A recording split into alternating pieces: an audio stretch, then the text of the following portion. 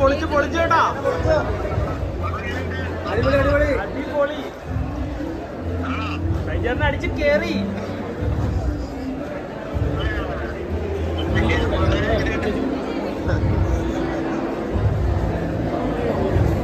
ശരി എന്താ ചേട്ടാ? ശരി വിളിക്കാം.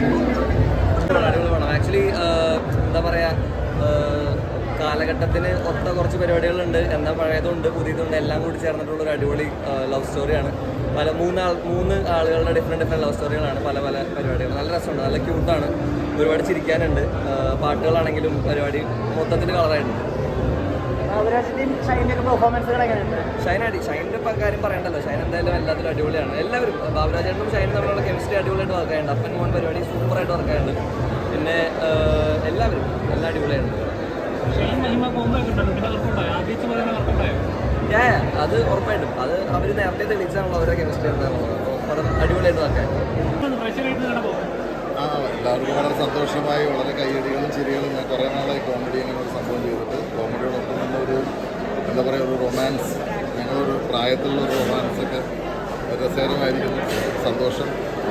ഇങ്ങനെ നിറഞ്ഞ കയ്യടികളും ചിരികളും കൂടെ ഒരു സിനിമ കാണുമ്പോൾ വളരെ സന്തോഷം.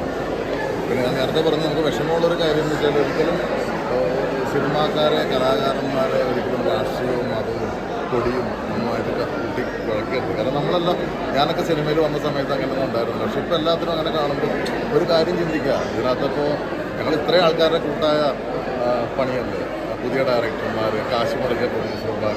അപ്പോൾ ഒരിക്കലും പ്രിയപ്പെട്ട നമ്മുടെ കാണികൾ അല്ലെങ്കിൽ പ്രേക്ഷകർ അതങ്ങനെ കാണരുത്.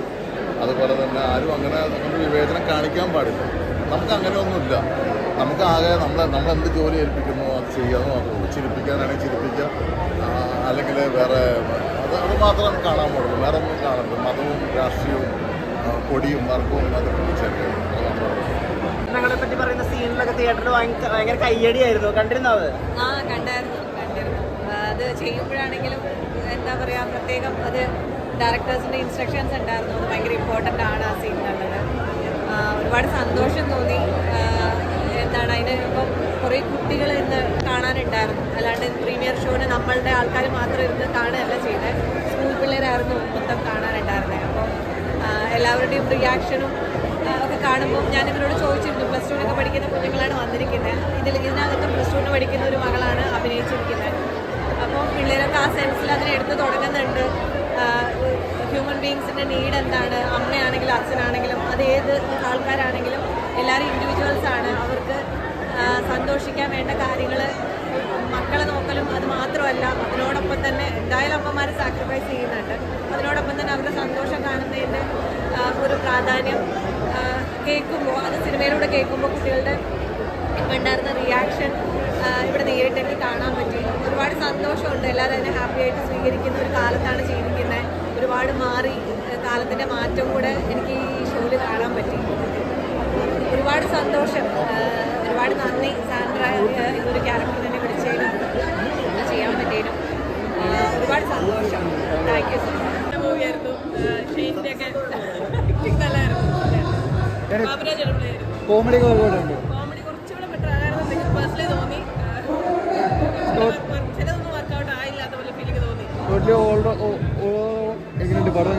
ആവറേജ് എന്നാണ് എനിക്ക് പേഴ്സണലി ഫീൽ ചെയ്തത്. അവരൊക്കെ ഓൺ ആക്ടേഴ്സ് പോലെ എല്ലാവരും അവരുടെ കൂടെ സ്ക്രീൻ ഷെയർ ചെയ്യാൻ പറ്റിയത് തന്നെ വളരെയധികം ലക്കായിട്ടാണ് എനിക്ക് തോന്നുന്നത്. ഇങ്ങനത്തെ ഒരു ക്യാരക്ടർ നമ്മൾ കണ്ടിട്ടില്ലല്ലോ. ചേഞ്ച് ആയിട്ട് അതെ, വ്യത്യസ്തമായിട്ടാണ് സിനിമയിൽ അഭിനയിച്ചിരുന്നത്. അപ്പോൾ അത് വർക്കൗട്ട് ആയി തോന്നുന്നുണ്ടോ പ്രേക്ഷകരുടെ? പിന്നെ ഓഫ് കോഴ്സ് അത് നമുക്ക് സ്ക്രീനിൽ കാണുമ്പോൾ തന്നെ എല്ലാം നമുക്ക് കണക്ട് ചെയ്യാൻ പറ്റിയ രീതിയിലായിരുന്നില്ല. അപ്പോൾ ഇനി ഷെയ്ൻ ചേട്ടൻ ഇല്ല, ഇപ്പോൾ ഷെയ്ൻ ചേട്ടൻ പുറത്താണ്.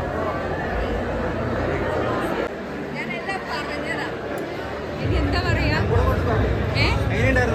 അടിപൊളിയായിരുന്നു. പിന്നെ ഓഡിയൻസിൻ്റെ കൂടെ ഇരുന്നാൽ കണ്ടേ ഒരുപാട് കുട്ടികളുണ്ടായിരുന്നു, ടീനേജേഴ്സ് ഉണ്ടായിരുന്നു.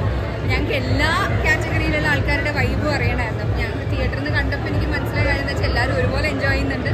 കുട്ടികൾ തൊട്ട് മുതിർന്നവർ വരെ ഒരുപാട് നല്ല മൊമെൻറ്റ്സ് ഉണ്ട് സിനിമയിൽ. ഈവൻ ഇൻ്റർവൽ ബ്ലോഗിനൊക്കെ ഭയങ്കര കയ്യടിയായിരുന്നു. ഞങ്ങൾ എക്സ്പെക്ട് ചെയ്തതും അത് തന്നെയാണ്. ഫാമിലി ഓഡിയൻസിന് ഇഷ്ടപ്പെടണം എന്നുള്ള കാര്യമാണ്. അപ്പോൾ ഇഷ്ടപ്പെട്ടെന്ന് വിശ്വസിക്കുന്നു.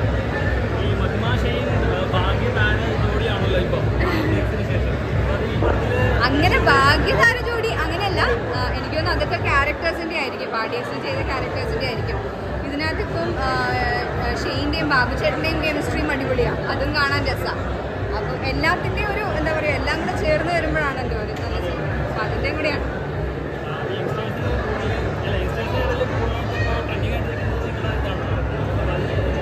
സന്തോഷമുണ്ട്, അങ്ങനെ ഓഡിയൻസ് ഞങ്ങൾ അങ്ങനെ ഏറ്റെടുത്തു എന്നുള്ളതിൽ സന്തോഷമുണ്ട്. ഇനിയും സിനിമകളെ എനിക്ക് ഒരുമിച്ച് ചെയ്യാൻ പറ്റുന്നുണ്ട്. പ്രേക്ഷകരോട് പറയാനുള്ളത് എല്ലാവർക്കും ഇഷ്ടപ്പെടുന്ന സിനിമയായിരിക്കും. കാരണം ഒരു ഫാമിലി സബ്ജക്റ്റാണ്, വളരെ ലൈറ്റ് ഹാർട്ടഡ് ആയിട്ട് ഞങ്ങളൊരു കാര്യം പറയാൻ ഉദ്ദേശിക്കുന്നുണ്ട്. അത് വളരെ കോമഡി എന്നുള്ള രീതിയിലാണ് പറഞ്ഞ് ഫലിപ്പിച്ചിരിക്കുന്നതെന്നാണ് വിശ്വസിക്കുന്നത്. അപ്പോൾ എല്ലാവരും തിയേറ്ററിൽ വന്ന് തന്നെ സിനിമ കാണും. അതൊക്കെ അതിൻ്റെതായ രീതിയിൽ നടന്നതാണ്. അപ്പോൾ എനിക്കതിനെപ്പറ്റി കൂടുതൽ ഡീറ്റെയിൽസ് എനിക്കറിയില്ല. അവിടെ റിലീസ് ആവാത്തതിൻ്റെ വിഷമമുണ്ട്, കാരണം വലിയൊരു ഓഡിയൻസ്, മലയാളി ഓഡിയൻസ് അവിടെ ഉള്ളതാണല്ലോ. അപ്പം അതിൻ്റെ ഒരു വിഷമമുണ്ട്. പക്ഷെ കുഴപ്പമില്ല. That is how it is. പ്രവാസികളോട് പറയാനുള്ളത്, സിനിമ റിലീസ് ആവാത്തതിൽ വിഷമമുണ്ട്, സോറി. കാരണം ഞങ്ങൾ പ്രൊമോഷനും ഒക്കെ ചെയ്തതാണ്, പക്ഷേ ചില പ്രശ്നങ്ങൾ കൊണ്ട് അത് റിലീസ് ചെയ്യിക്കാൻ പറ്റിയില്ല. അപ്പോൾ ഇനി റിലീസ് ആവാനുള്ള വല്ല സാധ്യതയുണ്ടെങ്കിൽ അത് നടക്കട്ടെ എന്ന് പ്രാർത്ഥിക്കാനേ പറ്റും. ഞാൻ അതിന് മുന്നേ ഒരു പൂക്കാലം എന്ന് പറഞ്ഞ പടം അഭിനയിച്ചിട്ടുണ്ടായി. അതിലാണ് ഞാൻ അത്യാവശ്യം ഒരു മെയിൻ പരിപാടി അഭിനയിച്ചത്. അതിനുശേഷം ഇങ്ങനെ ഒരു പോസ്റ്റർ ഡിസൈൻ പരിപാടി ഉണ്ട് എനിക്ക്, പ്രമേയത്തിന് പോസ്റ്റ് ചെയ്യാനായിട്ട്. എനിക്ക് രണ്ടും ഭയങ്കര താല്പര്യമുള്ള സാധനമാണ്. രണ്ടും പറ്റുന്നിടത്തോളം കിട്ടുന്നിടത്തോളം ശ്രമിക്കണം. ഭാഗ്യം പോലെ നോക്കാം.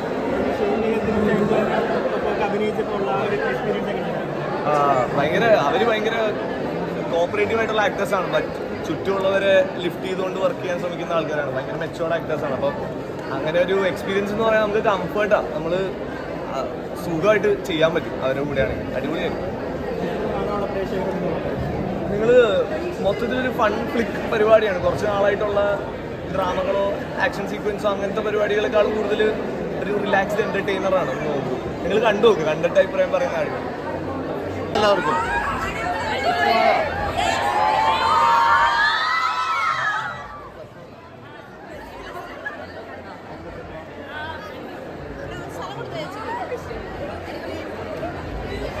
എല്ലാവരോടും പോയി പറയണം.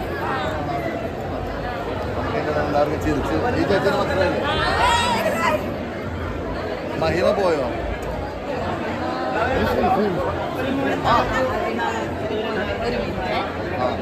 കണ്ടിരുന്നോ? സിനിമ കണ്ടിരുന്നോ? അങ്ങനെയാണ് എല്ലാവരും പറയുന്നത്. തൃശ്ശൂർ മറ്റേ ഗിരിജാതിയുടെ ഇൻ്റർവെല്ലായി അവിടെയൊക്കെ എല്ലാവരും പറയുന്നത് ചിരിക്കാനുണ്ട്, എല്ലാവരും ഹാപ്പിയാണ്. മുന്നോട്ടുള്ള പോക്ക് നമുക്ക് നോക്കാം.